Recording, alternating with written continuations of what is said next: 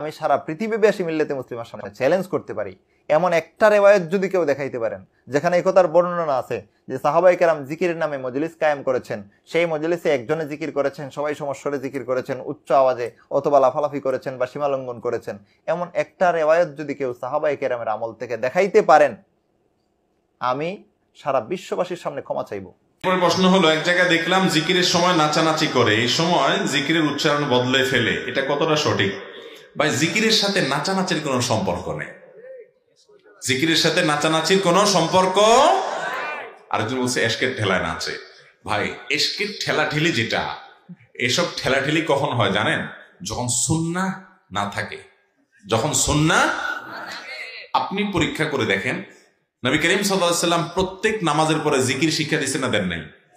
33 বার সুবহানাল্লাহ, 33 বার আলহামদুলিল্লাহ, 34 বার আল্লাহু আকবার, হাদিসে আছে না নাই? লা ইলাহা ইল্লাল্লাহু ওয়াহদাহু লা শারীকা লাহু লাহুল মুলকু ওয়া লাহুল হামদু ওয়া আলা কুল্লি শাইইন কাদির, হাদিসে আছে না নাই? 5 ওয়াক্ত নামাজের পর আয়াতুল কুরসি, হাদিসে আছে না নাই? তো এইগুলা যখন পড়েন তখন কি এশকের ঠেলাঠেলি হয়? আমার কথা বুঝেন নাই? সকাল সন্ধ্যা নবী করিম সাল্লাল্লাহু আলাইহি ওয়াসাল্লাম অনেকগুলো দোয়া জিকির শিখাইছেন না?